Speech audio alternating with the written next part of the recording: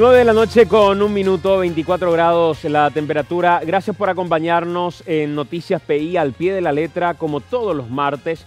Y por supuesto, en el transcurso de la semana pueden seguirnos a través de las diferentes plataformas en redes sociales. También, por supuesto, en las repeticiones que tenemos los fines de semana. Hoy es el Día de los Abogados. Muchas felicidades a todos aquellos numerosos abogados que tiene el Paraguay. Y le dedicamos un poco el programa de hoy a debatir sobre cuestiones que tienen que ver precisamente con el derecho o que tienen que ver con episodios que se dieron en nuestro país en los últimos tiempos y que tienen alguna incidencia jurídica. En algún momento recuerdo haber discutido con algunos compañeros en radio respecto a si todo tiene que terminar, cuando de discusión se trata, en la política o tiene que terminar en la facultad de Derecho. Y ahí como que están divididas un poco las cosas, pero es un país que por lo general discute mucho desde ambas perspectivas. Hoy le tenemos a un penalista conocido, profesor, y una persona que en los últimos tiempos también tuvo una gran incidencia en un momento bastante complicado para la política y para el derecho paraguayo, en medio de discusiones de enmienda constitucional, de cambios de reglamento y demás en el Congreso. Estamos hablando del doctor José Casañas Levy. ¿Qué tal, doctor? ¿Cómo estás? Muy buenas noches, Santiago. Muchas gracias por la invitación. Muchas felicidades ante todo. Muy amable, muchas gracias. ¿Cómo hoy en general ves la práctica del derecho en nuestro país? No la formación todavía, la práctica en sí. ¿Cómo se está litigando? ¿Cuál es la calidad de aquellos que van al pasillo en el Poder Judicial y litigan con el rótulo de abogados y de defensores del derecho? Bueno, yo creo que el nivel, digamos que intelectual del manejo del derecho no es bueno. No es bueno no por culpa de los abogados precisamente, sino porque nuestro sistema no produce, entre comillas, abogados de un nivel aceptable. No digo ni siquiera superior, aceptable. ¿Por qué? Y porque las universidades son responsables de este tema, ¿verdad? Hay que hacer una autocrítica. Yo soy docente, hay que hacer una autocrítica. Las universidades no preparan profesionales de calidad por diferentes razones. Porque los profesores no son muy exigentes, tal vez no son muy exigentes o no somos porque de repente nos falta más preparación, no solamente en conocimiento jurídico, sino en docencia, ¿verdad? Entonces es un conjunto de cosas que hace que finalmente la práctica profesional no sea buena. Esa es la percepción que yo tengo, por lo menos. En general hay excepciones, por supuesto. Hay abogados brillantes, pero ese grupo de abogados brillantes es un porcentaje muy bajo para poder mejorar la calidad de justicia, ¿no? ¿Y tiene que ver eso con la manera de enseñar derecho en términos metodológicos? ¿Tiene que ver con la actualización de lo que se está enseñando propiamente? ¿Tiene que ver con una universidad que le dedica poco a lo fáctico y mucho a lo teórico? ¿Por dónde crees que viene la mano, doctor? Yo creo que el sistema universitario paraguayo, en lo que yo conozco que es el derecho, ha fracasado. Creo que tiene que repensar hace mucho tiempo, no ahora, hace 20 o 30 años, tendría que haber modificado su esquema de enseñanza. Por ejemplo, la cantidad de horas que los estudiantes le dedican a estudiar derecho es absolutamente insuficiente. Las clases, que básicamente es a lo único a lo que se limita la formación de un profesional, duran 4 horas por día. Y aparte de eso, prácticamente no hay investigación, prácticamente no hay debate. La metodología, como vos decís, en muchas cátedras no llega al nivel de discusión, que es lo que necesita el derecho, ¿verdad? Claro. Porque es una materia que requiere debate, requiere lógica, requiere conocimiento filosófico. Entonces, yo pienso que eso tiene que cambiar en algún momento, y si eso significa tener menos profesionales porque no logran pasar lo que se requiere como exigencia, y tendrá que ser así. ¿Cuánto tiempo crees? Si es que, a ver, pasa mucho en la escuela también. Hay materias que uno dice, ¿para qué tengo esta materia? Sí. A mí me pasa como estudiante que yo no tengo la intención jamás de ejercer el derecho como tal, pero voy porque me interesa conocer algunos aspectos del derecho. Los debates me fascinan y me quedaría horas en las clases que guardan relación con eso, Y en contrapartida ni siquiera me motivan aquellas clases que siento que están rellenando la malla curricular como para cobrarme lo que hay que cobrar y terminar en los 5 años que hay que terminar o en el tiempo que habría que terminar. ¿Cómo crees que está compuesta esa malla? Bueno, la función del docente en las universidades exitosas, yo conozco la experiencia alemana, es el docente no es que tiene muchas horas presenciales, no tiene muchas horas presenciales, pero las horas que tiene genera motivación. Y esa motivación revierte en los alumnos posteriormente en horas de biblioteca o en horas de investigación, pero es una cadena. No se cierra en clase, entonces me voy a buscar y traigo la respuesta. Si el docente, claro, si el docente no provoca la inquietud, entonces no va a ocurrir lo otro. Si el docente es malo en su clase porque no motiva, es imposible que él se vaya después a la biblioteca a sentarse. A eso hay que agregarle otras cositas. En general, las facultades no tienen biblioteca donde sentarse. Pequeño detalle. Entonces, ¿cómo yo le exijo a una persona, como ocurre en Europa o en Estados Unidos, que se siente 6 horas en una biblioteca, que se vaya a almorzar y vuelva, si yo ni siquiera le doy biblioteca? Y si le doy biblioteca, no le doy la cantidad suficiente de ejemplares. Entonces, es una cadena de cosas. Si yo no logro un docente capaz en metodología que motive, no voy a lograr que él estudie fuera de la clase. Y además a todo eso hay que sumarle que el que va a estudiar generalmente solo le dedica ese tiempo que decís de 4 horas porque el resto del día está en el trabajo. Absolutamente. O el resto del día está desarrollando otra tarea. Entonces el tiempo de estudio ya es un esfuerzo con esas 4 horas que requiere la universidad, que a veces incluso falta porque tiene tareas en el trabajo, tiene cosas que hacer en la casa. Como que cuesta dedicarle exclusivamente al estudio también. Claro, es una situación muy complicada la del estudiante. Uno tiene que pensar que más hoy, ¿cuánto le lleva al estudiante llegar a la facultad? ¿Cuánto le cuesta al estudiante volver a su casa? ¿A qué hora llega a su casa? Llega a las 11 de la noche, si la clase termina a 9:30 o 10. Y a las 11 él tiene que cenar, tiene que descansar y a las 7 tiene que estar en su trabajo. Claro. Entonces, ¿en qué momento va a dedicar esas horas que necesita para terminar siendo un abogado pasillero, consultor, lo que vos quieras, pero con nivel? No puede, porque no tiene esas horas. Eso es lo que hay que crear. Y para el derecho penal es todavía, me imagino, más importante el tema del debate que se dé en clase. Absolutamente, porque es puro raciocinio, ¿verdad? Es conocimiento lógico principalmente, pero requiere mucha teoría para poder debatir. Yo no puedo debatir sobre cuestiones solamente fácticas. Tengo que tener conocimiento y el conocimiento me adquiero solamente con la lectura, que es un tema donde también hay un error, me parece a mí, de muchas facultades de nuestro país, donde se encandilaron por el tema virtual. Y el tema virtual no puede nunca reemplazar a la lectura de libros, por el cansancio que implica la cuestión virtual, por el poco tiempo que le puedo dedicar a eso, por la distracción que significa estar en una computadora leyendo algo y abriendo otra página de diario u otra cosa. No es lo mismo que sentarse con un libro y meterle la lectura. Pero no guarda relación eso con lo atrapante que pueda llegar a ser el contenido virtual que se esté proponiendo. Pues mira que yo conozco casos de gente que teniendo una formación en derecho, por ejemplo, virtual, dice, me encantaría que tal materia sea más atrapante. Y al año siguiente cambian el contenido y dicen, pucha, me quedé colgado horas y terminé buscando esto y entré a ver este video y otra vez terminé haciendo esto.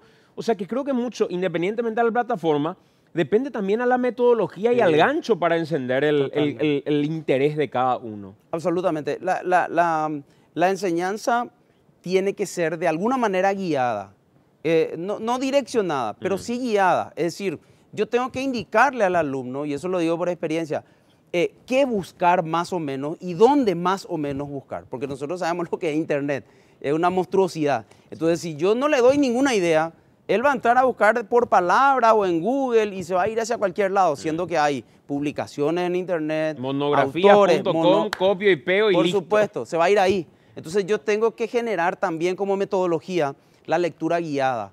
Yo tengo que darle un texto, tiene que tratar de entender el texto y tengo que debatir ese texto en clase. El problema, Santi, es que a nosotros digo a los docentes, nos dan un programa de 22 lecciones que tenemos que desarrollar en un tiempo que no alcanza ni para la mitad de eso. Claro. Entonces, la gran pregunta es qué tipo de calidad yo estoy buscando en la facultad realmente. Por eso digo, tiene que haber un poco de autocrítica. Eso es algo que se discute mucho en los claustros de docentes, ¿verdad? Y muchos docentes manifiestan su preocupación. Y yo también, ¿cómo podemos pedir que el alumno entienda derecho penal si yo le doy menos de la mitad del tiempo que él necesita para entender? Y metodológicamente hablando, doctor, ¿cuál es el proceso, digamos, de la construcción de una idea, de un pensamiento para el debate dentro del derecho penal?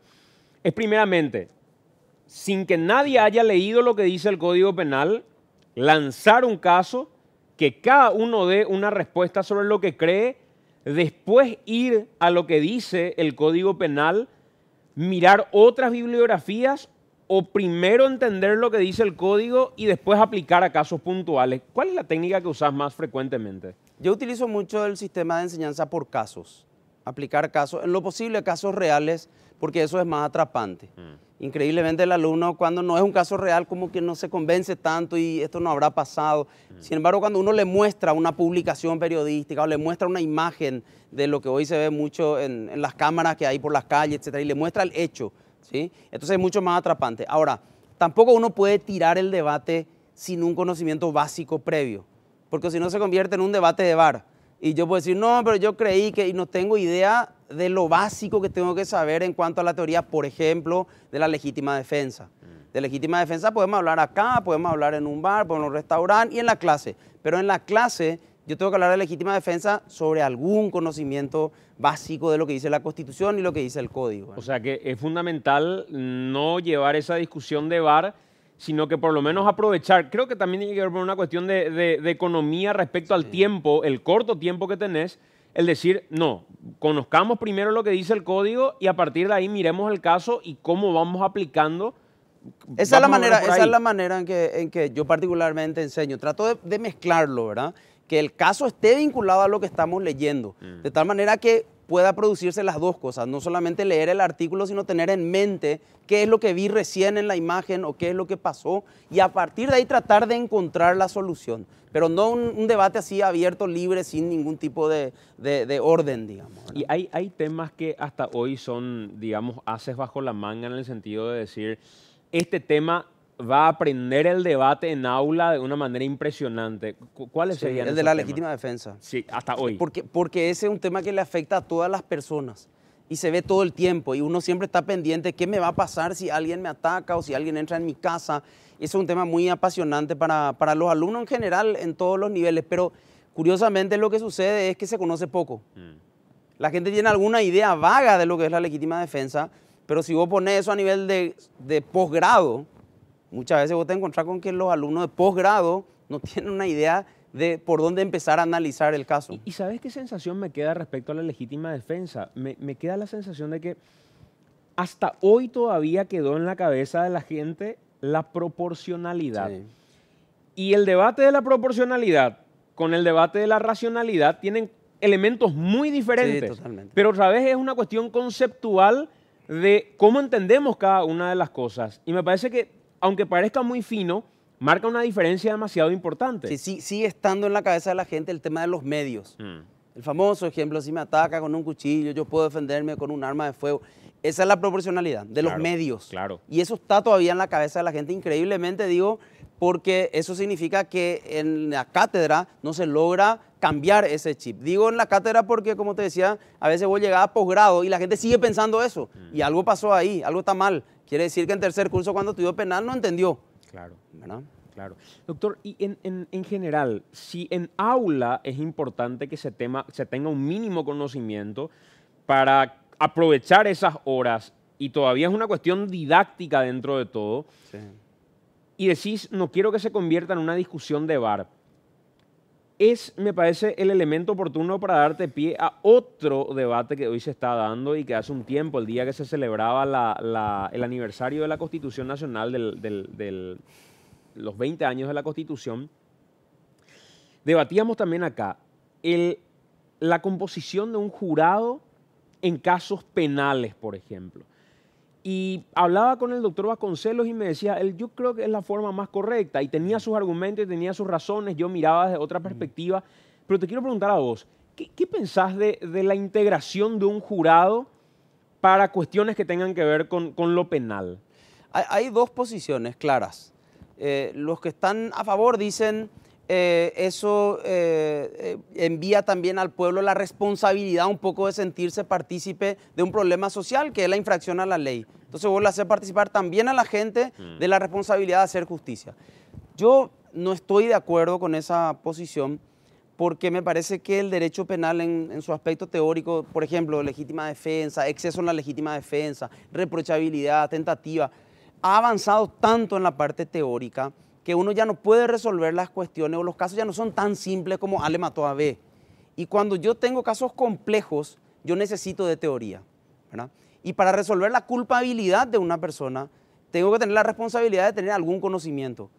Y el temor que yo tengo, digo temor porque no viví la época del jurado, pero poner gente que no tiene idea, por más que reciba orientación del juez antes de decidir, cómo se ve en las películas, etcétera, se corre el riesgo de generar injusticia. ¿Por qué? Pongamos ejemplos relativamente cercanos. O.J. Simpson, Michael Jackson. La gente se queda con la duda, pero acá se hizo justicia o no se hizo justicia. O se inclinaron por la popularidad, o se dejaron presionar por la cuestión de la gente o de los medios de prensa. Es un riesgo muy alto, ¿verdad? Entonces, yo creo que es más justo para la persona enjuiciada y para la misma víctima tener a alguien que existe menos posibilidad que se equivoque, digamos, ¿verdad? Ese es el temor que yo tengo. Reconozco que es digamos que una posición que puede resultar un poco no tan popular, pero yo no dejaría en manos de un jurado la responsabilidad penal de una persona. Sabes que creo que tienes varias corrientes, porque en contrapartida aquellos que creen que debería aplicarse un jurado dicen que va más que nada por garantizar que no sea sobornable una persona, un juez, por ejemplo, y que sea la única persona que finalmente no haga justicia, sino que cobre por terminar dictando una sentencia a medida. Entonces, en contrapartida, aunque un jurado tenga menos conocimiento que un juez, aunque hay cada tipo de juez también, sí, por lo menos la garantía va por que la lógica se aplique con un sentido de justicia y no sea sobornable finalmente ese jurado.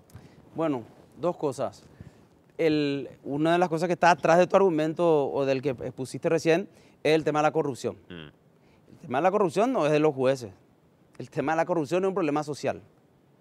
Por lo tanto, a mí nadie me puede garantizar que el jurado no va a ser sobornable y que el juez sí es sobornable. Me parece que es un problema que nosotros tenemos como sociedad, en diferentes niveles, no solo en la justicia, ¿verdad?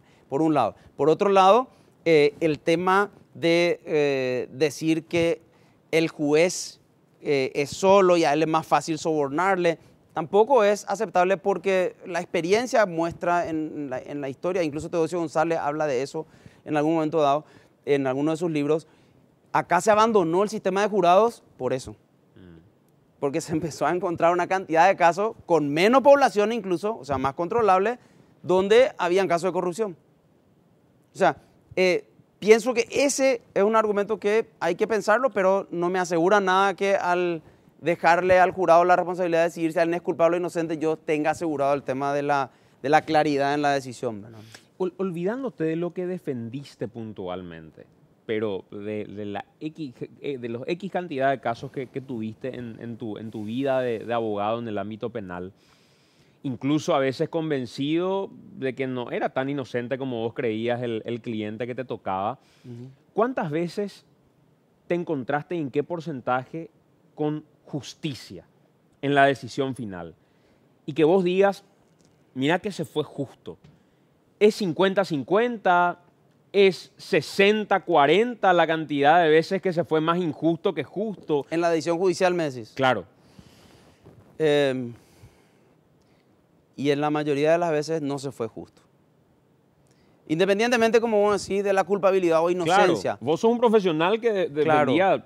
Sí, yo creo que el mayor porcentaje de injusticia, y quiero decir que no necesariamente por un tema de corrupción, ni porque el tribunal se venda o el fiscal se venda. Muchas veces parte del problema que estuvimos hablando al principio, parte del desconocimiento. Entonces se termina siendo injusto porque se desconoce la ley o se desconoce la forma de aplicar la ley, no porque se sea corrupto necesariamente. Por eso que el perjuicio no es solamente del corrupto hacia la sociedad, es del ignorante. Y por eso que es grave que la selección de magistrados, jueces, fiscales, miembros de corte, defensores, se haga con los criterios que hoy se está haciendo. Porque al final el perjuicio no pasa solamente porque yo le pongo a alguien corrupto, pasa también porque le pongo a alguien servil o a alguien que no sabe nada y va a hacer cuando yo le pida algo. Entonces, por ahí también está el problema de la injusticia dentro de nuestro sistema, en gran parte. ¿Y tenés por lo menos alguna estimación de decir, en este porcentaje yo siento que sí se fue justo y en este no, de todos los casos que te tocaron? Y es bajo el porcentaje donde yo creo que se fue justo, ¿verdad? ¿Sí? Sí, yo diría a 40%, más o menos, ¿verdad? Y en el mayor número de casos, ¿crees que se da por ignorancia, como estamos mencionando? El otro día me decía el doctor Jorge Bogarín que se sorprendieron en un momento determinado desde el Ministerio Público cuando se metió en medio de la discusión Belén do Pará. Y alguien habló y dijo, Belén do Pará, y todos pararon la oreja como diciendo, ¿de qué está hablando este hombre? ¿Verdad? Y en términos de convenciones, olvidémonos, prácticamente se habla poco nada, se incorpora prácticamente nada de lo que Paraguay ya suscribió y tiene vigente a nivel internacional. Y es prácticamente un camino que no se recorre a la hora de llevar juicios adelante. Pero es como que chocante, doctor, que se llegue a ese punto. Por eso hablo, ¿qué porcentaje puede ser por ignorancia y qué porcentaje por corrupción, digamos? El mayor porcentaje es por ignorancia, tanto a nivel del Ministerio Público como del Poder Judicial. Uno ve que hay un desconocimiento, que no hay comprensión de cuál es el problema que se está discutiendo, ¿verdad? Y por supuesto hay corrupción también que uno a veces lo ve, pero en muchos casos es caso de ignorancia y volvemos a lo mismo, ¿verdad? Entonces, por eso uno tiene que replantearse para qué quiero la escuela judicial, qué está haciendo la escuela judicial, qué producto como profesional mejoró el sistema judicial con la escuela judicial. Yo soy docente de la escuela judicial, pero siempre me pregunto eso, ¿verdad? Alguna vez habría que hacer un análisis de los que pasaron por la escuela judicial. ¿Mejoraron su nivel de calidad o no mejoraron? ¿Verdad? ¿Y en qué medida la oralidad de los procesos terminó colaborando con la justicia? Mucho. ¿Sí? Muchísimo, muchísimo. A mí me tocó la última época del Código de Procedimientos Escrito de 1890, que estuvo vigente hasta el 2000, pero intervine en algunos juicios escritos y la diferencia es abismal. Todo lo que sea público, por más que uno diga, el tribunal puede estar manejado o puede estar influenciado, desde el momento en que hay apertura de puertas, eso automáticamente aumenta la posibilidad de evitar injusticias, categóricamente. ¿Por qué? Hay exposición. Está el público presente, hay otras personas escuchando. Indudablemente falta un paso que la Corte debe darlo, ¿verdad? Los jueces tienen que acostumbrarse a dictar resoluciones en la audiencia. Ese es un punto que parece menor, pero no lo es tanto, ¿verdad? El famoso tema de llamamos a un cuarto intermedio para resolver. Ese es un tema muy peligroso, ¿verdad? ¿Qué puede pasar en ese cuarto intermedio? Muchas cosas. A nosotros nos llegó a pasar que el juez resolvió algo ahí frente a nosotros y dijo, vuelvo con la resolución escrita, y cuando volvió con otra resolución, por ejemplo. Y uno no sabe qué pasó entre la resolución que dio verbalmente y cuando volvió con la resolución escrita, por ejemplo. O se extiende, hay un colega tuyo que fue cliente nuestro en algún momento, en el que la resolución llamó a cuarto intermedio, entre comillas, del juez a las 12 del mediodía y volvió a las 6 de la tarde. 6 horas de cuarto intermedio. Sí, en un caso en el cual no tendría que haber durado tanto, era un caso relativamente simple. Y lo que leyó su secretaria jamás pudo haber escrito él, por ejemplo. Entonces, ese tipo de cosas pasan cuando no hay un control estricto de la máxima autoridad respecto de cómo se resuelve.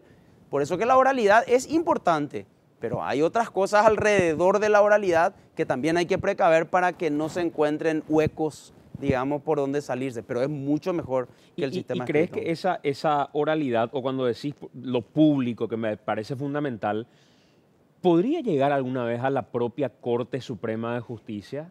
Que uno pueda ver, escuchar argumentos de decisiones claves de la Corte Suprema de Justicia como se da en otros juzgados menores, por ejemplo. Debería haber. La Corte tendría que, creo yo, dar explicaciones, sobre todo de casos que afectan a la colectividad. No digo de casos específicos, ¿verdad? Porque hay casos que llegan a la Corte que son solamente entre las partes y no hay interés social. Pero en temas donde hay interés social, a mí me parece importante, como en otros países, que se reúna la Corte, que abra las puertas al público y que explique cada uno su voto. Lo cual, o sea, hasta en Argentina se hizo, ¿verdad? O sea, no tendría por qué y sería muy saludable. ¿Qué casos, por ejemplo, te vienen en mente y decís, ¿por qué no abrir las puertas y escuchar los argumentos de la Corte? Por ejemplo, los casos de legítima defensa, donde se debate la legítima defensa. Los casos donde tenemos casos de personas que tienen algún tipo de trastorno y cometen un hecho, ¿verdad? Hay casos emblemáticos donde eso se pasa por alto porque el trastorno mental es algo que no forma parte ni siquiera de la política de Estado. Si uno entra al Ministerio de Salud, a la página del Ministerio de Salud o ve jurisprudencia de la Corte, difícilmente encuentre qué pasó con esta persona que tenía apariencia de tener algún trastorno, cómo se le juzgó, cómo es que se pasó por alto su estado mental. Ese tipo de cosas hay que decirlas porque lo que hoy tenemos es una página relativamente buena de la Corte Suprema donde yo puedo entrar y buscar algunas sentencias, pero eso jamás tiene el impacto que vos estás mencionando, de abrir la puerta, que venga la gente, escuche lo que dice el miembro de la Corte y siente su posición. Eso tiene un impacto social mucho más grande y genera también el efecto de que los tribunales presten atención a lo que se está diciendo. Porque nosotros tenemos un bagaje impresionante de resoluciones en una especie de subterráneo que nadie conoce. O sea, uno tiene que entrar a buscar de una manera por horas para encontrar cosas. En cambio, la publicidad hace que eso tenga un efecto multiplicador. O sea, es que una de las cosas que me sorprendió, voy a mandar a la pausa en breve, apenas me tocó hacerlo para un simulacro, pero el valor que tenía para la Corte Interamericana de Derechos Humanos la jurisprudencia. Y todo lo que escribíamos en el memorial tenía que estar basamentado en una jurisprudencia. Y uno pensaba y decía, esto dice la ley, esto dice la norma, esto dice la convención, pero la jurisprudencia dice esto. Y era fundamental el ir a defender y el cuestionamiento por parte de los jueces era, ¿y en qué jurisprudencia se basó para decir tal cosa? Exacto. ¿Qué valor tiene en el sistema interno la jurisprudencia? El nuestro, Sí. casi ninguno. Porque en cada caso uno puede esperar una solución diferente. Y ese es un problema de certeza que genera, a su vez, incertidumbre en la población. Porque yo no sé cómo hoy van a resolver un tema que ayer pudieron resolver de otra manera. Y eso es algo que te puede decir cualquier abogado. Eso es muy negativo. Y justamente uno de los puntos que favorece que eso no ocurra es precisamente la publicidad. Porque una vez que salió a decir algo un miembro de la Corte, por supuesto, eso queda. Y si él va a cambiar de opinión, tendría que explicar por qué cambia de opinión. De eso se trata la jurisprudencia de la Corte Interamericana, por ejemplo, ¿verdad? Donde se habló del debido proceso, una cantidad de elementos que, por cierto, Paraguay tiene ratificado ese pacto. Claro. ¿Verdad? O sea, Claro. La ley 1/89 tiene ratificado, por lo tanto tendría que al menos considerarlo. Y si algún abogado finalmente quisiera incorporar esos elementos a situaciones internas, Claro. los puede incorporar. Absolutamente. Los debería, de hecho, incorporar y la Corte debería también guiarse por ese tipo de elementos. Totalmente, totalmente. Concepto del debido proceso, que es algo que discutimos todo el tiempo. Hasta dónde tuvo realmente derecho a la defensa, hasta dónde la víctima realmente fue protegida o representada en ese caso. La omisión de los órganos del Estado respecto de ciertas cuestiones. Eso está todo resuelto por la Corte Interamericana. ¿Lugo tuvo derecho a la legítima defensa? Una buena pregunta, muy buena pregunta. Yo pensé mucho en eso en su momento y creo que lo dije. A mí me parece que eso no fue suficiente. A mí me parece categórico que no fue. Es cierto, la decisión de otorgarle una cierta cantidad de tiempo era una decisión que no estaba arreglada, eso es cierto. Legalmente fue correctamente tomada porque la tomó el Pleno, que era el tribunal, pero el concepto de derecho a la defensa es mucho más que solamente darle formalmente la posibilidad. El derecho a la defensa se cumple, y esto ya lo dijo Carrara, muchísimos autores antes, y también la Corte Interamericana, cuando tiene la posibilidad real de probar, de argumentar y de tener acceso a los elementos de prueba en contra. Y eso sí o sí requiere tiempo. A mí me parece que en un juicio de esa complejidad en cuanto al efecto que tiene, ¿verdad? No se puede restringir el tiempo. Pero el requerir de tiempo nos lleva necesariamente a plantearnos qué tiempo.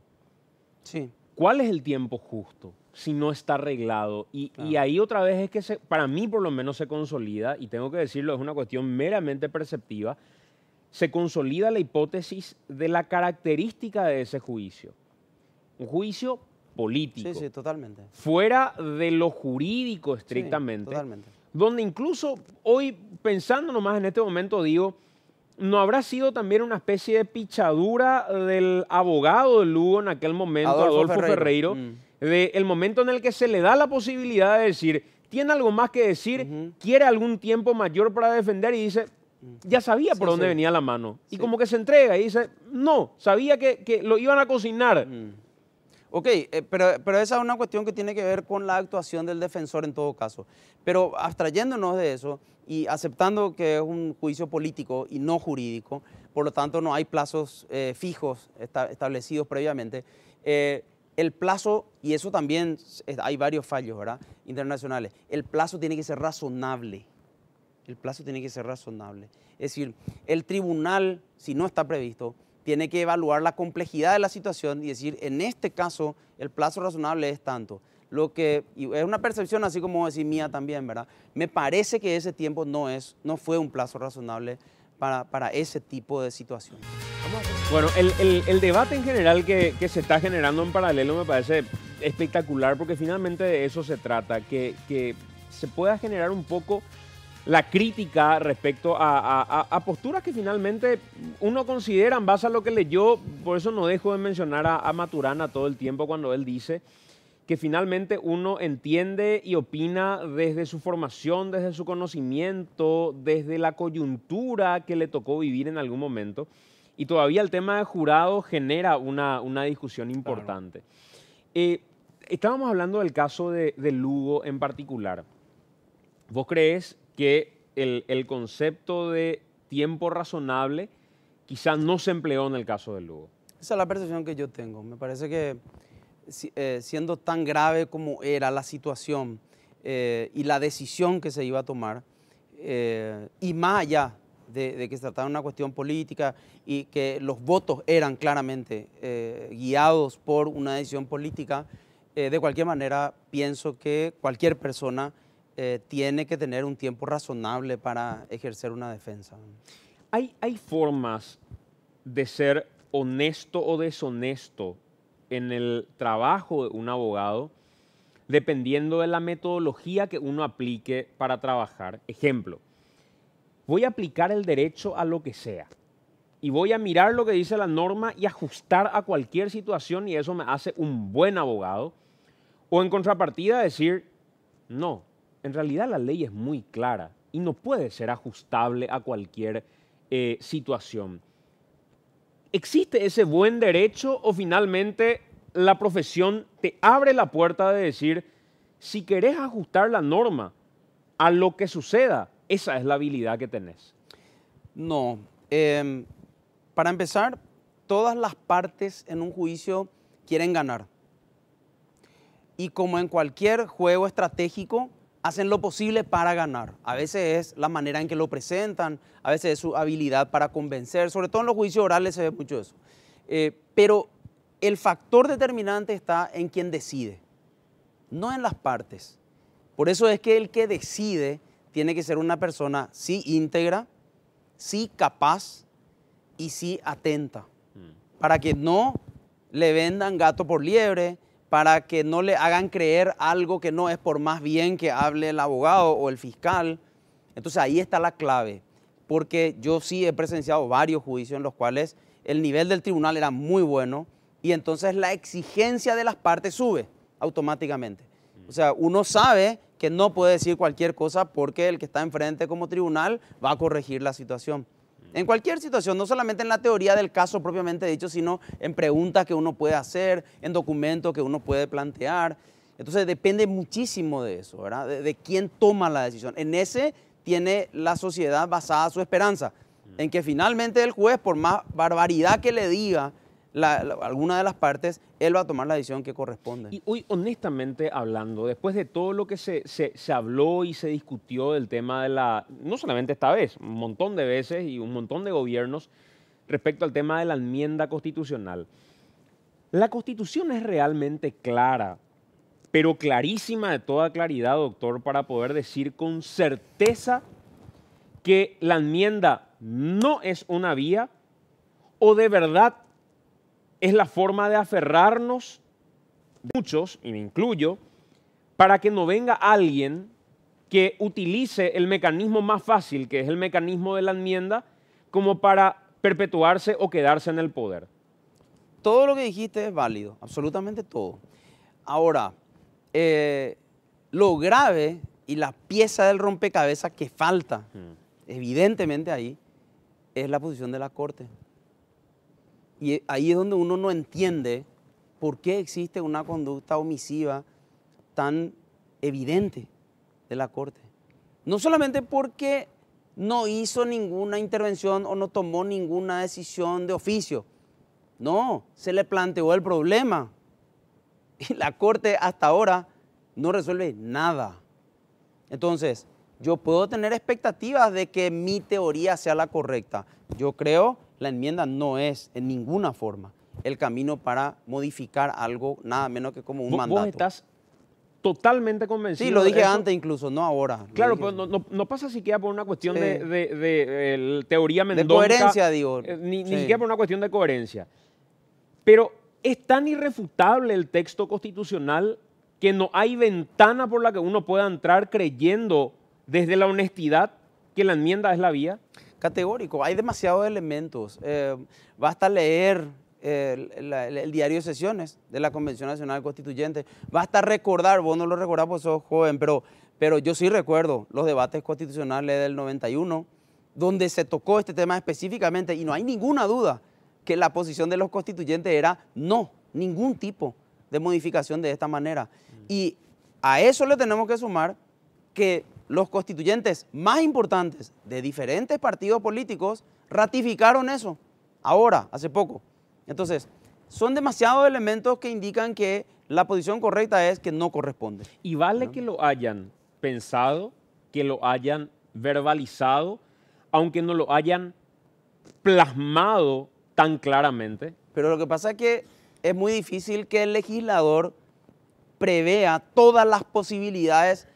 Si vos te pones a pensar, esa situación que nosotros vivimos era absolutamente impensable en el 91. Nosotros estábamos saliendo de una dictadura. Había una euforia y un consenso de toda la sociedad. Nadie se atrevía a decir otra cosa respecto de que nadie podía repetir su mandato. Y que si lo quería hacer, tenía que hacerlo por una vía determinada. Nadie se le ocurrió que esto podía pasar. Lo que nosotros vivimos ahora es algo increíble, ¿verdad? Es una situación crítica como nos ocurre desde no sé, del 2000, con el intento de golpe del 2000. Y el concepto de mayoría que se aplicó dentro del Congreso como para, después de una operación política, terminar cambiando el reglamento y explorar vías que permitan llegar inclusive a la enmienda constitucional, ¿cómo lo viste en general? Más allá de ser el asesor jurídico que circunstancialmente tenía que en ese momento dar letra, ¿cómo lo vivías como un abogado, como una persona que lee y entiende de cuestiones de derecho? A mí me parece que lo preocupante de esa situación es la premisa que sostiene esas acciones, la premisa de la mayoría. A mí eso es lo que como ciudadano incluso me preocupa, ¿verdad? Porque se deja de lado algo que es básico en un sistema democrático, que es la vigencia de la ley, que está en la Constitución. Cuando dejamos de lado elementos positivos, preestablecidos en las leyes, en la Constitución, y pasamos a poner encima de eso premisas como el concepto de mayoría, la situación es muy fea, ¿verdad? Porque efectivamente esas mayorías, y eso es lo peligroso, son coyunturales. El precedente de tomar decisiones contra el texto de la ley o más allá de las formas, que no son solamente cuestiones accesorias, las formas están para garantizar justamente el respeto de la norma. Cuando nosotros pasamos eso por alto, lo que viene después no sabemos, porque puede haber otra mayoría coyuntural con otro objetivo, ni siquiera del otro lado. No me refiero al otro grupo, me refiero en general a la sociedad. Ese mismo concepto de mayoría se puede aplicar en la universidad, en la familia, en la calle, en el barrio, y es un concepto que retrocede a una sociedad que dice que respeta y tiene una constitución, ¿verdad? Me decía en algún momento el doctor Vasconcelos, Hitler o Mussolini también tenían mayorías en algún momento, y no por eso eran grandes demócratas. O sea, se distorsionó bastante en este tiempo el concepto de mayoría, y yo con más gente puedo terminar haciendo lo que sea. Más o menos ese es el cuestionamiento fundamental. Vos sabés que una de las cosas que a mí me dijeron, entré en marzo del año pasado al Congreso, como cuando me pidió el senador Mario Auda, a quien por supuesto le agradezco esa oportunidad. Una de las cosas que me dijeron cuando discutíamos, no recuerdo ni siquiera qué tema era, y teníamos que hacer un dictamen, y me dijeron, doctor, no te preocupes, acá rige el artículo 23. Yo, la verdad que alguna vez habría escuchado, pero no entendía de qué me estaba hablando. ¿De qué me estaba hablando? Y el artículo 23, doctor, tiene 23 votos y eso es lo que se va a hacer. Y ese creo que es el concepto que está en el inconsciente, a veces, en ese ámbito, en el ámbito del poder legislativo. Por eso es que después surge el tema de la mayoría y que la mayoría autoriza hacer esto o lo otro, ¿verdad? Entonces hay una distorsión, es cierto. Por supuesto, la mayoría de 23 o la mayoría de 2/3 que ahora está en discusión por el tema de la modificación del reglamento, autoriza a hacer ciertas cosas, pero dentro de la norma. O sea, no puedo separar las decisiones mayoritarias de lo que me permite o no me permite la norma. ¿Y sabes dónde se enturbia todavía más la cuestión? Que cuando vemos a muchos de estos protagonistas, son los mismos, los que hoy, o muchos de ellos, los que hoy dicen no se puede aplicar solamente el concepto de mayoría, que antes también se basaban por el artículo 23. O sea, esa es la parte que enturbia. Y cuando muchos critican, entonces directamente dicen, no me digas que vos sos junto a Galaverna o Velar, fulano, que fulano sos el defensor de... Y yo creo que no se trata de quién lo está defendiendo coyunturalmente, se trata de lo que es la ley por sí. Claro, hay que desprenderse... porque ese es un planteamiento perverso, ¿verdad? Cuando el encasillamiento es un planteamiento perverso, porque entonces se deja de lado la discusión de la idea. La idea es, yo no puedo tomar decisiones porque soy más que el que está enfrente. Esa es la idea que hay que discutir, porque si yo acepto eso, voy a aliarme nomás con otros que están en otro barrio, vamos a hacer más y vamos a tomar entonces posesión de eso. Así no funciona una sociedad civilizada. Funciona sobre la base de consenso si se puede, y si no se puede sobre la base de consenso sobre decisiones, pero democráticas. Y las decisiones democráticas nunca pueden ser contrarias a la norma, a la ley. ¿Y qué tan... el reflejo de esto es finalmente el reflejo de la sociedad? Porque yo lo veo ahí a Velázquez en un momento determinado, cuando él se autoproclama presidente y da la sensación que es una avivada. Me avivé o aproveché la famosa laguna. ¿Es una laguna lo que permite que Velázquez se convierta en presidente del Congreso? ¿Es una avivada tan tradicional dentro de nuestra cultura, la cultura del vivo, el que él diga, yo soy presidente del Congreso? ¿O qué es? No, yo creo que no hay una laguna, ¿verdad? En ese momento en particular no había ninguna sesión. Entonces, más allá de la decisión política de hacerlo, que es la que tomó el senador en su momento, no es que haya una laguna, es una situación inesperada y fuera de lo previsto, pero que se realiza fuera de lo que establece la norma. Entonces, ni siquiera yo diría que una avivada, una decisión que tomó en su momento, por lo que estamos hablando, apoyado por una mayoría, pero me parece que no, ni siquiera se puede hablar de laguna, ¿no? De todo lo que pasó ese 31 de marzo, ¿qué es lo que a vos más ruido te genera en general? Hoy, ¿toma alguna fuerza el hecho de quién dio la orden de abandonar la cobertura policial del Poder Legislativo? ¿Toma alguna fuerza al decir, había infiltrados en ese lugar, barras bravas que fueron contratadas para poder atropellar al Congreso, como ocurre en tantas manifestaciones, infiltrados? ¿Qué dudas te surgen a partir de este episodio? A mí la duda que me surge es ¿por qué el Ministerio Público, y hoy leí las declaraciones de uno de los fiscales, ¿por qué el Ministerio Público pasó por alto esa hipótesis? La hipótesis del abandono intencional, de la omisión dolosa de la policía, estando la comandancia a 150 metros del lugar del hecho más grave que ocurrió en la democracia en Paraguay, como te digo, después de los intentos de golpe que tuvimos. Esa es la duda más importante que yo tengo, sumada a un elemento que lo digo porque me lo dijo el presidente del Congreso y lo dijo públicamente. El fiscal general no le atendía la llamada, no le devolvió la llamada. Entonces, esa teoría del caso de que las fuerzas intencionalmente, no sé instigados por quién, pero evidentemente de manera intencional abandonan, estando legisladores adentro, estando un edificio del Estado en peligro, abandonan el lugar, no está investigada, nunca fue investigada esa hipótesis. Se investiga lo que es correcto, el atropello, el tirar de piedra, el quemar, perfecto, hay que investigarlo, por supuesto. ¿Pero quién dejó el arco libre? Pero por supuesto, hay una obligación del Estado de proteger sus propios bienes, que claramente fue omitida, a mí me parece, dolosamente. Y es justificable, dentro de las hipótesis, el decir, por ejemplo, no, si permanecíamos ahí iba a ser peor. No, absolutamente. Entonces dejamos el arco libre. Claro, no, eso es inaceptable, porque no puede renunciar a la protección del patrimonio del Estado, menos sabiendo que había personas dentro de ese edificio. Omitieron ayudar incluso a esas personas, ¿verdad? Esa es una de las cosas que efectivamente hasta hoy no se esclarecieron. No es que no se esclarecieron. Ni se investigaron. Ni se empezó a investigar, ¿verdad? Ni se empezó a investigar.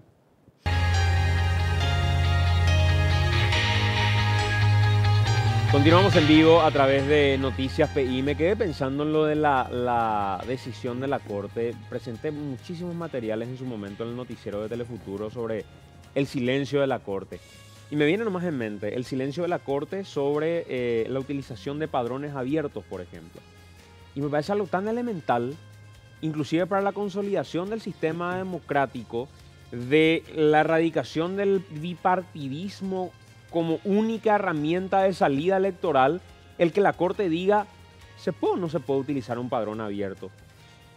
El silencio de la Corte sobre el tema de la enmienda constitucional, como vía válida o no para elegir a un presidente. Y así hay un montón de casos que podríamos llegar a citar de los cambios en el Consejo de la Magistratura, en el jurado de enjuiciamiento de magistrados. ¿Qué otra cosa hoy tiene la Corte y no habla ni dice nada? Son muchas cosas. Ese es uno de los problemas que sufre nuestro sistema judicial, la morosidad de la Corte en particular. Y por eso también el sistema oralizado es importante, porque reduce el nivel de morosidad de las decisiones judiciales. Más allá de que pueda durar mucho o poco un juicio, el tribunal no tiene demasiado tiempo para dictar sentencia. Lo tiene que hacer a lo sumo a la noche del día que terminó o al día siguiente, pero no puede dejar pasar demasiado tiempo porque tiene que ser de inmediato. Ese es otro factor importante. Yo creo que en general la morosidad es un perjuicio muy grande a la sociedad y una experiencia a mí me tocó como profesional defender a un señor y fue procesado él y duró, en total el proceso le duró 10 años. Y la discusión era sobre si él cometió un hecho, era bastante grave la acusación, Sí. y termina finalmente en la corte después de 10 años. Y yo le llamo a él y le digo, salió la sentencia en la corte, salió positiva. Sí. Vamos a reunirnos, te voy a mostrar. Y viene a la oficina, nos sentamos a hablar, le muestro la sentencia. Y le digo, mira, qué bueno que salió. Y me dice, no me sirve. Y ¿cómo si ganamos? Le digo yo. Pero doctor, 10 años hace mi problema. Yo estuve 10 años como un paria por toda la sociedad. Y ahora vienen a decirme que yo soy inocente. Pero todo lo que yo pasé por este tiempo, hoy para mí ese es un hecho ya que absorbí como algo negativo en mi vida, pero no me soluciona la vida. Y realmente la persona no estaba ni siquiera contenta. Claro. Entonces, la cuestión es, cuando yo tengo una morosidad tan pesada como la que nosotros tenemos, le estamos causando daño a la sociedad, a ese caso en particular, y después a lo que nos afectan a todos, ¿verdad? El otro día estábamos mostrando en AM, ahora nomás miraba en general algunos números. El crecimiento de la población penitenciaria entre el 2000 al 2016 se dio en un 105%. En el 2010 teníamos en las 16 penitenciarías del país 6.430 personas privadas de su libertad. Y 2016, el último dato, 13.181 personas. La pregunta es, ¿esto se da por que el país es más justo y empezó a encarcelar a mayor cantidad de gente? ¿Se da por el abuso de la figura de la prisión preventiva? ¿Se da por esa morosidad de nunca resolver los casos, pero ya tenerla adentro a la gente? ¿Por qué se dan estas cifras? Hay un abuso de la prisión preventiva como figura. Hace poco la Cámara de Apelaciones que integra el doctor Mayor, el doctor Ocampos y creo que el doctor Agustín Fernández emitieron un fallo sobre eso, y una de las cosas que ellos dicen es justamente se está abusando de la prisión preventiva siendo que es un método excepcional según la Constitución. Es decir, usted tiene que estar realmente preocupado porque esa persona procesada pueda fugarse o pueda entorpecer la investigación sobre hechos concretos para poder tenerle adentro. De lo contrario, no le tendría que tener. Yo te voy a dar un dato más grave todavía. Nosotros tenemos un código de ejecución nuevo, es un código con muchísimos artículos, que no se está cumpliendo y está vigente, donde dice, por ejemplo, que los jueces de ejecución tienen que recibir informes de los jueces penales que ordenan la prisión preventiva de alguien, y a partir de ahí tienen que tener su propio expediente en el juzgado de ejecución y tiene que ser revisado eso todo el tiempo. Y eso no se está cumpliendo. Por ejemplo, dice que las personas privadas de su libertad tienen que tener a alguien en la penitenciaría, en una oficina del juez de ejecución, para que ellos puedan hacer sus reclamos sobre el trato que reciben ahí. Tampoco. Entonces, estamos llenos de normas, pero no damos cumplimiento a las normas. Entonces, por eso yo trato de ser muy prudente cuando uno dice, tenemos que cambiar el código, tenemos que cambiar la legítima defensa, tenemos que cambiar el homicidio, el feminicidio, como mencionaste. Cuidado, ¿por qué lo vamos a hacer? ¿Qué hacemos con lo que hoy tenemos? ¿Verdad? ¿Qué es lo que nos pasa con la Constitución también? Entonces, la morosidad es en parte porque nuestro sistema nos absorbe en burocracia. Tenemos un sistema penal, civil, excesivamente burocrático en el mal sentido porque, por ejemplo, nos llenamos de papeles, lleno de papeles. Esa es la costumbre española, sí, ¿verdad?, que nosotros traemos. Entonces todo es papel, todo tiene que ser sello, papel, firma, todo pasa por ahí, ¿verdad? Ojalá que el expediente electrónico se vaya diseminando en las otras áreas y llegue también al ámbito penal, porque eso es parte del problema, ¿verdad? ¿Era necesaria la figura del feminicidio? Me hace una pregunta complicada porque yo sé que es un tema sensible, y sé que es un tema porque viví el proceso de discusión de esa ley dentro del Congreso y tuve posiciones contrarias a la necesidad, no de la ley, que es la ley 5.777, no de la sanción de la ley. Yo creo que la ley de protección integral de la mujer es algo súper importante, fundamental. Ahora, la figura específica del feminicidio tiene una connotación penal, porque es un crimen, así como está previsto. Mi posición es que ese tipo penal es excesivamente difuso, lo cual genera el riesgo de cometer hechos injustos, tiene una discriminación respecto de otras víctimas, por ejemplo, el feminicidio tiene una pena de 10 a 30 años y el homicidio agravado contra el hijo, la hermana, el hermano, tiene una pena de 5 a 20 y puede eventualmente llegar a 30, pero el feminicidio tiene de 10 a 30, ¿verdad? Y esas son cosas que yo las planteé en su momento, pero como bien dijiste, se mezclan demasiadas cuestiones, ¿verdad? O sea, si fuera desde una perspectiva en la que se separe lo que tiene que ver con el género y lo que tiene que ver con lo jurídico, ¿considerás que desde la óptica jurídica, que es la óptica desde la cual opinás, no es feliz su incorporación al sistema jurídico? Absolutamente. Esa redacción no es feliz. Eso es categórico. Yo lo dije en un dictamen, ¿verdad? Ahora, mi sugerencia era, si el legislador entiende que hay que incluir, porque lo hablé con varios senadores, que hay que incluir la figura del feminicidio, porque hay mucha presión de afuera, porque nosotros tenemos un país complicado en temas de machismo y en cuestiones violentas contra la mujer, en lo cual coincido.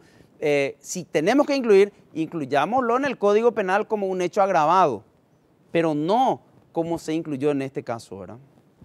Y ese análisis guarda relación con las cifras actuales o las cifras actuales de feminicidio. ¿Son un reflejo de qué tan efectiva pudo haber sido la ley? Es que el problema es que cuando se plantea esa norma, no se tiene estadísticas. Por ahí empieza el problema. Si yo digo, tal norma no funciona, ¿verdad? Yo tengo que explicar por qué digo que eso no funciona. Esto lo aprendí en un seminario cuando estaba estudiando en el exterior y un alumno, un compañero, hizo una exposición brillante realmente. Y dijo, por lo tanto, profesor, yo creo que esta norma debería ser modificada. Y tiró la conclusión el tipo ahí. Y el profesor, sobre el pucho, le dejó picando ahí y le dijo, mi hijo, ¿usted por qué dice eso? ¿Qué información tiene usted para decirme eso? ¿Es su percepción? Nosotros estamos hablando de derechos, no estamos hablando de lo que a usted se le ocurre que puede ser. Y eso pasa mucho en el proceso legislativo.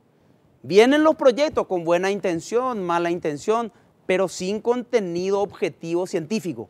Que me diga, acá yo tengo un problema serio de aumento de la criminalidad en tal sector y necesito cambiar la ley. Muy bien, ¿por qué lo voy a hacer? ¿Con qué argumento? ¿Cuál es mi prognosis al cambiar esto? Y la demostración es que si yo miro las estadísticas, hoy sigue siendo el mismo número en porcentaje de feminicidios que existía antes de la sanción de la ley. Entonces, volviendo, la ley es importante, es muy importante porque crea sistemas de protección alrededor de la mujer por violaciones a su género, a discriminaciones, y crea sistemas dentro del Estado y le obliga al Estado a crear apoyos. Eso es súper importante, pero estrictamente en el ámbito penal me parece que es un error. Eso nomás me recuerda, el legislar sin información previa, me recuerda a las veces que se planteó en el Poder Legislativo la legislación, valga la redundancia, a partir de creencias. Ejemplo, un proyecto de ley que andaba corriendo por ahí, creo que de la diputada Carísimo, de ser mucho más rígidos con el servicio militar obligatorio. Y la pregunta era ¿por qué? Y porque los jóvenes cada vez están más descarriados y el servicio militar les va de alguna manera a orientar. ¿Qué estadística tiene eso? Ninguna. ¿Qué información previa que me lleva a concluir que esa es la norma adecuada? Claro, es que los procesos legislativos no deberían ser así. No deberían partir de reacciones. Y esto lo vienen diciendo varios autores como Zaffaroni, por ejemplo, hace mucho tiempo. En Argentina pasa algo parecido, en el sentido de que vive en un proceso como nosotros de inflación legislativa, dice Zaffaroni. Tenemos una cantidad impresionante de normas que a veces ni siquiera conocemos. Y cuando empezamos a hurgar en los antecedentes, uno no entiende cómo es que surgió ese proyecto de ley. Y por eso es que no hay que legislar sobre la base de reacciones. Le mataron a 2 personas en Alto Paraná y fue un descuartizamiento. Aumentemos la pena. Así no puede funcionar la modificación de la ley, ¿verdad? Lo que tendríamos que pensar es qué hacemos para combatir ese tipo de criminalidad, pero no aumentando solamente la pena o cambiando solamente la ley. El otro día me preguntaba en radio si se diera, si tomáramos la ley de feminicidio y en una relación de 2 mujeres, sí, una relación de lesbianas, sí, una matara a otra por una situación de pareja, lo que llaman vulgarmente el famoso crimen pasional, matara a su pareja, Sí. ¿se tendría que analizar ese asesinato bajo la luz de la ley del feminicidio o no? Sí, categórico. Es la única posibilidad. En el caso del Código Penal, el inconveniente que hay en ese tipo de situaciones es que se habla del cónyuge o se habla del concubino. Hay un lindo problema ahí respecto de las uniones homosexuales porque hay casos de personas que contrajeron matrimonio en el exterior, donde eso está permitido, pero el hecho ocurre en Paraguay. Y nosotros tenemos que aplicar la ley paraguaya. Pero en el caso del feminicidio, y en eso se distingue del Código Penal, habla de cualquier tipo de relación. No solamente cónyuge y concubino, habla de pareja, incluso refiere relaciones que pudieron haber existido antes. Y la parte compleja de ese tipo penal es que dice que el autor tiene que matarle a la mujer por su condición de tal. Es decir, su motivación tiene que ser matarle porque es mujer y porque tiene una posición discriminatoria de su género. Ahora, eso está excelente a nivel de un debate fuera, filosófico, claro, categórico, pero eso yo tengo que llevar a un proceso penal. Y en un juicio yo tengo que probar eso. Es decir, la exigencia de prueba para un fiscal en ese tipo de casos es muy alta, ¿verdad? Entonces, de ahí es que no se puede tomar tan a la ligera y trasladar nomás el problema que existe a una norma penal. Pero respondiendo a tu pregunta, sí, tiene que tratarse desde la figura de la ley que castiga el feminicidio, que es el artículo 50 de la ley. Y antes de esa ley, supongamos que hoy esa ley no está aprobada. Se da un caso en el que en pareja una mujer mata a su otra pareja mujer. Sí. ¿Cómo se resuelve ese caso en términos jurídicos? No hay un antecedente, no hay un antecedente. Ese es un caso que yo lo trato en la cátedra, ¿verdad? Porque ahí hay un tema que es clave, que es cómo yo justifico el vínculo para decir que es un homicidio agravado, ¿verdad? Cónyuge en Paraguay no puede ser, porque no pueden contraer matrimonio. Concubino tampoco, porque el Código Civil establece que tiene que ser hombre y mujer. El problema real se presenta, y hay muchos casos que sí sucedieron, donde, como te digo, contrajeron matrimonio fuera, por ejemplo en Argentina, y el hecho ocurre acá. El conflicto ahí es, ¿son cónyuges o no son cónyuges? Y los familiares de la víctima, por ejemplo, van a decir, sí, claro que sí, acá está el certificado de matrimonio. Se casaron en Argentina, firmado por un juez. Y nosotros vamos a decir, bueno, está bien, pero en Paraguay no se permite la unión. La pregunta es, ¿yo estoy discutiendo eso o estoy discutiendo la protección de la víctima en el derecho penal? No es, yo no estoy discutiendo la legalidad de la unión en Paraguay. Claro. Porque yo no puedo cuestionar la legalidad de esa unión donde se produjo, que fue en Argentina. Hay casos que ocurrieron. Yo no sé cómo resolvieron los tribunales, ¿verdad?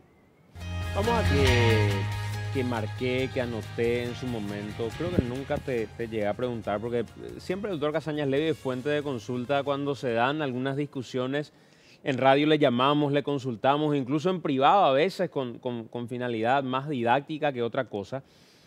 Es este caso que se dio en junio nomás en Massachusetts, donde una mujer de nombre Michelle Carter terminó afrontando un juicio con una expectativa de 20 años de cárcel por haberle dicho a su novio, que ya tenía tendencias suicidas, hacé si tenés que hacer. Sencillamente hacé. Por mensaje de texto. La mujer tenía convivencia, le conocía perfectamente, sabía que el hombre ya había intentado suicidarse en ocasiones anteriores, se corta la relación y en un intercambio de mensajes, la mujer le dice, cuando el joven le dice que se va a suicidar, la mujer le responde, hacelo. Y finalmente el hombre se suicida, digo bien, y se la termina investigando, procesando por homicidio involuntario. Creo que esa era la figura que utilizaban. Qué desafiante esos casos para el ámbito penal en sí, doctor. ¿Llegaste a escuchar de ese caso? Sí, sí, sí. Ese caso y hay varios. Acá también ocurrieron algunos casos, no idénticos, pero parecidos. Se publicaron incluso. Y esa es una figura que está en el Código Penal, que se llama intervención en el suicidio. Es una figura que está en el Código Penal, artículo 109 creo. Y lo que dice es que uno puede ser condenado sea por instigarle a alguien a suicidarse, el caso Nisman, por ejemplo, sí, que se dice que esa es una teoría del caso, le instigaron a suicidarse porque de lo contrario le harían otras cosas a su familiar, etc. Ayudarle a suicidarse, es decir, le presta algún tipo de colaboración o le da el arma o lo que fuese. Y está la otra figura, que es la que vos mencionaste recién, que es la figura de la omisión. Es decir, sabe que va a tomar la decisión de suicidarse y no hace nada, ¿sí? A pesar de que lo puede hacer. Lo único que la ley dice es, si usted está en peligro al intervenir, entonces yo le perdono. Pero si no había peligro para usted, usted tendría que haber impedido que ocurra. Acá ocurrió un caso que se publicó en el interior, en el cual un hombre estaba por casarse con una mujer y descubre poco tiempo antes de casarse que ella le engañaba con otra persona. Y entonces llega al lugar del hecho y le encuentra a la mujer con el amante y con un arma. Y el tipo estaba con un arma. Y le dice, si vos me dejás, yo me suicido. Y entonces la mujer, según alguna versión, le dijo, haz lo que quieras, que es lo que vos mencionaste recién. Y se suicida la persona. Entonces, la cuestión va a ser determinar si esa decisión que él tomó fue decisiva en cuanto a lo que le dijo la mujer, o de lo contrario tendríamos que investigar si ella tendría que haber impedido que ocurra eso, ¿verdad? O sea, sí, ocurren esos casos. Pero fíjate, los elementos que finalmente hacen al caso. Ella sabía de la conducta depresiva del hombre. Sí. Su convivencia con él le permitía manejar información mayor a la de cualquier otra persona. Claro. El intercambio de mensajes de texto, donde a veces uno ni calcula en medio de una discusión lo que está diciendo. Sí, por la rabia, por lo que claro, pero es tan común y hasta a veces en broma pero morite. Sí. Pasó hasta en la famosa historia de los mensajes de WhatsApp de supuesto intento de matar al presidente de la República. ¿Te llegaron a consultar sobre ese caso? Sí, claro que sí. Pero era muy notorio desde el principio que era una fantasía, ¿verdad? La denuncia no tenía ningún sentido y era muy notorio que estaba fabricado para generar algún tipo de distracción, ¿verdad? Porque ni siquiera el contenido de la denuncia era lógico. Entonces, era evidente que en algún momento se iba a caer, porque las personas afectadas por la violación de su intimidad en el tema de los mensajes tenían absolutamente certeza de que ahí no había absolutamente nada, ni contra el presidente, ni nada. Por cierto, a pesar de eso, hasta ahora falta la desestimación de esa causa que no aguanta ningún tipo de hipótesis. Pero sí, ocurre eso y volvemos a lo mismo. Falta un poco a veces de valentía de quien ocupa el cargo, decir, señor, esto es un absurdo, ¿verdad? Desestimemos, haga otra cosa o lo que fuese. Y eso falta también a veces. Hablando de valentía, ¿vos tenés alguna forma de definir hoy el manejo que tiene el fiscal general del Estado respecto a el Ministerio Público en general? ¿Hay una forma de caracterizar a esta fiscalía y decir, es una fiscalía que promueve la investigación de los casos, es una fiscalía que promueve la presunción de inocencia como un elemento fundamental dentro del derecho, es una fiscalía que se basa más que nada en esconder los casos complicados y no tocarlos hasta que mueran políticamente? ¿Cómo definirías a esta fiscalía o no hay una forma de caratularla? Es difícil porque la Fiscalía General es una institución que depende mucho de su cabeza. Más allá de que hay fiscales y cada uno es independiente y responsable por los casos que lleva, es una institución que depende del liderazgo de la cabeza, claramente. Lo que a mí me tocó, que fue la época del doctor Cabrera Verón, había un liderazgo firme, categórico, claro, ¿verdad? Respecto de él, una persona honesta, íntegra. Ahora creo que está en el Tribunal de Conducta del Partido Colorado, o del electoral, no recuerdo bien, de conducta me parece. No recuerdo. Aníbal Carrera, perdón. Es decir, cada cabeza le pone su impronta. En este caso en particular, a mí me cuesta mucho entenderle al fiscal general, ¿verdad? Porque de repente hay mucho ímpetu en una entrevista o cuando empieza el caso, pero después cuando el caso va avanzando como que se pierde la fuerza. Neneco. Claro. Por ejemplo. Hay mucha parafernaria al empezar, ¿verdad? Proyección, cruce de llamada, imagen, y después como que se va apagando, ¿verdad? Y conozco, no porque esté adentro, pero sí conozco porque tengo mucho trato con fiscales y con asistentes fiscales. Sé que falta mucho acompañamiento y mucho apoyo al Ministerio Público en sus funcionarios. Como que hay mucho trabajo a pulmón. Y eso no es bueno, ¿verdad? El fiscal no puede hacer magia si no tiene suficientes recursos materiales, si no tiene asistencia técnica, si no tiene tranquilidad en cuanto al análisis de la evidencia. Y da la impresión, digo impresión porque es mi percepción a partir de lo que yo recojo de testimonios, ¿verdad? De fiscales, que como que están muy solos, como que la imagen institucional no es fuerte, ¿verdad? Y entonces, por supuesto, es una persona que se enfrenta a diferentes situaciones.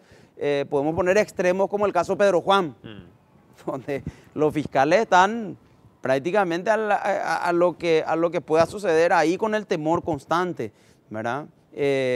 Y a Ciudad del Este. A mí lo que me preocupa en general, tanto de la Fiscalía como del Poder Judicial, es que da la impresión de que estamos viviendo una etapa feudalista. Como que hay lugares donde hay grupos de personas que administran la justicia de acuerdo a una forma que ellos creen que es la correcta. No me refiero ni siquiera al tema corrupción. Me refiero a que ellos dicen, bueno, acá se maneja así este tema, ¿verdad? Y el juez siempre va a resolver de acuerdo a lo que pide el fiscal, o el juez siempre va a estar peleado con el fiscal y vos te vas a otra circunscripción y es totalmente diferente. Entonces, es un mar de decisiones totalmente cruzadas, no hay uniformidad, y eso es muy nocivo para los que son finalmente justiciables en esas causas, ¿verdad? ¿Qué garantías existen respecto a la decisión final y del tipo de fiscal general del Estado que vamos a tener después de la elección que se va a dar? ¿Hay alguna garantía de independencia política? ¿Es el momento de menor garantía de independencia que vaya a tener realmente el próximo fiscal general del Estado? ¿Es una garantía el proceso que hizo el Consejo de la Magistratura de estas audiencias públicas, de grabar, poner los videos? ¿O de nada habrá servido si al final el candidato es digitado? Claro, categórico. Va a depender absolutamente del carácter del que sea elegido. De eso va a depender. De que esté dispuesto a afrontar el cargo más importante en lo que tiene que ver con lucha contra la corrupción. No hay ningún otro cargo más importante que el de fiscal general. No hay nadie arriba de él, por ejemplo. Tiene el manejo de una cantidad enorme de funcionarios y tiene absoluta autonomía desde el punto de vista normativo. No tiene ningún problema, ni constitucional ni legal. Ahora, va a depender de la persona que se elija para saber si esa persona va a tener la capacidad de enfrentar casos tan graves como lo que estamos hablando ahora, como si va a estar dispuesto realmente a hacer una investigación de lo que pasó el 31 de marzo, en el sentido amplio, si va a estar dispuesto realmente a hacer una investigación de lo que pasó con el crimen de Rodrigo Quintana, si va a estar dispuesto a abrir casos de investigación de enriquecimiento ilegítimo, uno de los males de nuestra sociedad en la función pública. Es decir, es un cargo muy complicado desde el punto de vista que requiere mucha valentía. La otra opción es la que vos decís, se queda ahí y bueno, los casos donde no hay personas muy importantes, lo que sea, se entra con todo y los otros casos se manejan más o menos entre dos aguas. A mí particularmente, a pesar de que hay personas muy capaces como candidatas, no me genera ninguna expectativa la elección que se va a hacer. ¿Ninguna expectativa con relación a los candidatos o con relación a la forma en la que van a terminar siendo elegidos? Exacto, a eso. Yo no creo que el presidente de la República tome la decisión de elegir a alguien que pueda ser independiente, en el sentido de que tome la decisión de convertir al Ministerio Público en un ente autónomo fuerte.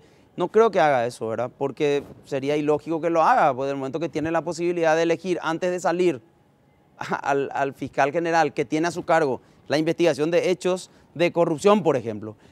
Y no lo digo por este presidente de la República, lo digo por el momento que estamos viviendo. No creo que lo haga, por eso no tengo ninguna expectativa en que haya una decisión correcta, a pesar de que hay candidatos entre los cuales se puede armar una terna perfectamente. A eso quiero ir, el ejercicio de la terna. Si viviéramos en un país ideal de nula intervención política y no, donde... obviamente que eso no existe, ¿verdad? Claro, Pero... y donde el fiscal general del Estado en realidad sea un lujo, que incluso sea un lujo porque va a ir a molestar a la clase política abriendo causas de enriquecimiento ilícito, por ejemplo. ¿Quiénes crees cumplen con esa capacidad e idoneidad y huevos suficientes entre los que están como para ser integrantes de una terna? Bueno, nosotros tuvimos la oportunidad. Yo creí que ahí iba a ocurrir en la anterior elección. Tuvimos gente como Jorge Bogarín, como Enrique Cronaueter, tuvimos gente como Gustavo Gorostiaga, tuvimos gente realmente que puede darte la garantía de que va a tomar las decisiones que tenga que tomar sobre su convicción. Uno puede estar de acuerdo o no con lo que decida, pero sabe que es su decisión. Pedro Mayor Martínez. Tuvimos la brillante oportunidad, ¿verdad? Ahora, lo que yo observo es que de repente hay mucha ansiedad de muchos fiscales de ser fiscal general. Eso es lo que yo percibo, pero no escuché mucha claridad en el concepto de cuál va a ser la política del Ministerio Público respecto de qué va a pasar de aquí a 5 años, qué voy a hacer como programa criminal, a qué me voy a dedicar, ¿verdad? Eso es lo que yo no vi, traté de seguir, son muchas, ¿verdad? Traté de seguir varias entrevistas o varias audiencias públicas, no lo pude hacer. No me parece correcto que uno le haga pagar a un candidato un test de psicológico o psicotécnico, no entiendo. Creo que no pasa por ahí la decisión del hombre correcto para la Fiscalía General, ¿verdad? Creo que pasa por una audiencia seria donde el Congreso pueda escucharle, pueda saber de qué se trata, que el presidente de la República le pueda escuchar a los que él cree que son los candidatos, finalmente tiene el derecho de elegir, ¿verdad? Pero que él tenga la convicción que al que le elige es la persona que cumple el perfil, no que necesita el presidente de la República o que necesita el Congreso, el perfil que necesita la sociedad paraguaya en este momento. Y sin que sea una garantía y poner la mano en el fuego por alguien, ¿a quiénes ves con esas características que decís de Gorostiaga o Pedro Mayor Martínez, hoy entre los que están pugnando por la Fiscalía General del Estado? Tendría que mirar la lista. En este momento no se me ocurre alguien que decirte que... Que no te venga ninguno preocupante, pues mira que le conoces a muchos de los que están ahí. El criterio que yo tendría, si me preguntan, tendría que decir, elegiría a alguien fuera del Ministerio Público. Eso es algo para mí clave, en este momento. ¿Por qué? Porque el Ministerio Público vino viviendo años de derrumbe institucional. No ahora, de mucho tiempo. Y necesita una persona que pueda organizar eso, reestructurar, hacerlo más dinámico, hacerlo más consciente en el sentido de que para qué soy fiscal, qué tengo que hacer, qué no puedo hacer, ¿verdad? En qué ámbitos no me puedo mover. No puedo salir bailando sobre un bafle, como se decía antes, ¿verdad? No puedo salir, soy fiscal, o sea, represento a un grupo de la sociedad.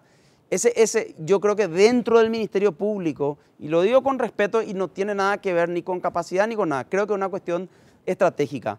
No puede ser alguien dentro del Ministerio Público, me parece a mí. Siento que eso que decías hace rato de la cantidad de postulantes guarda relación no con un criterio aspiracional, como un lugar donde uno hizo una carrera y dice, después de todo esto, me merezco. Es que Santi ¿Sabes qué sensación da? Da la sensación de, ya tanteana, vamos a probar. Claro, es que a mí, yo cuando escucho que algunos miembros del Consejo, por ejemplo, ¿verdad? Dicen, es una gran cosa que tengamos, no sé cuántos son, 200, algo. 193. Ok, 193. Miren la cantidad, es preocupante. Para mí es preocupante. No puede ser que haya 193 113, personas. si mal no recuerdo, por ahí. 113 no sé, y creo que 193 por ahí. Que todos estén creyendo que tienen el perfil para ser fiscal general. Algo no funciona. Porque no es cualquier cargo, no es que yo me postulo para ser abogado o que me postulo para tener matrícula. Me postulo para ocupar un cargo donde tengo que definir política criminal, tengo que conocer organización del Estado, tengo que conocer lo que significa seguridad, muchas cosas son. Entonces a mí eso me preocupa, más que me tranquiliza, a mí me preocupa. No puede ser que haya tanta gente que cumpla el mismo perfil. Pero la pregunta entonces es, ¿cuál es el perfil que queremos para fiscal general? No sabemos. La verdad que no sabemos. Porque las audiencias públicas son para hacerle preguntas, alguna de conocimiento, otra que hizo en tal caso, pero no hay preguntas sobre cuál va a ser su estrategia política como fiscal general de aquí a 5 años, ¿verdad? Por último, las chicanas, ¿son necesarias en un proceso? ¿Se abusa de las chicanas? ¿La Corte interviene? ¿Saltan todos? ¿Qué hay que hacer con las chicanas realmente? ¿Cuándo son necesarias y cuándo en realidad hay que castigarlas? Bueno, las chicanas, en primer lugar, hay que quitarse de la mente la valoración negativa del término, ¿verdad? Las chicanas son obstáculos, ¿sí? Como en una carrera también hay chicanas, etc. Ahora, cuando el abogado utiliza obstáculos en un proceso que están dentro de la ley, eso no puede tener una valoración negativa. Si los utiliza negativamente, solamente, que creo que a lo que te referís, con la finalidad obstruccionista, para que no avance el proceso, creo que a eso te referís, eso hay que castigar, claramente. Pero eso no es responsabilidad de la Corte, eso es primero responsabilidad del juez. El juez es el que tiene que decir, señor, ¿qué está haciendo usted? Está tomando el pelo, yo le apercibo, y eso está en la ley, Santi, está en el Código Procesal Penal, le llamo la atención, le apercibo, ¿qué tiene para decir? Está previsto el procedimiento. ¿Por qué está haciendo esto? ¿Por qué le recusa 3 veces? ¿Verdad? Algunos jueces lo hacen, otros prefieren no hacerlo, ¿verdad? Y eso es nocivo, pero está previsto en la norma, hay que castigar. Vos sabés que una vez, y ahí es donde me tuve a pensar un poco respecto al tema de las chicanas, más allá de los prejuicios. Estaba hablando con un amigo y me dice, por la forma en la que se maneja la justicia, Claro. a veces las chicanas son absolutamente necesarias. Sí. Porque si no es entregarte, poner tu cabeza en la guillotina y que hagan con vos lo que quieran. Sí. El recusar a un juez, a veces cambiando y recusando a cuanto juez aparezca, es una forma de protegerte sabiendo que te van a cocinar y que tenés que salirte de ese momento en que la olla a presión está complicada, pasar a otro escenario político que se vaya dando para que la cuestión se descomprima y termine siendo justa. Sí, sí. O sea, también la valoración respecto a la chicana tiene connotaciones a veces políticas que cambian el escenario. Totalmente, absolutamente, categóricamente. A mí más de una vez vino alguien a consultarme un caso, me dijo, ¿usted está en condiciones de tomar? ¿Y de qué se trata el caso? Y tal cosa. Y bueno, pero ¿cuál es el problema? Hay que ir a juicio. Si acá no hay mucha complicación. No, de ninguna manera. No, yo no quiero ir a juicio. Vengo para no irme a juicio. ¿Y por qué? Y porque mi contraparte ya me avisó que me van a condenar. Que ya tiene arreglado eso con el tribunal, que le pagó tanto a fulano, a mengano, a sultano, y esto viene pasando desde que empezó este caso. Me viene avisando lo que va a pasar. Y entonces yo ya sé que me van a condenar. Yo necesito no irme a juicio, que es lo que vos decís.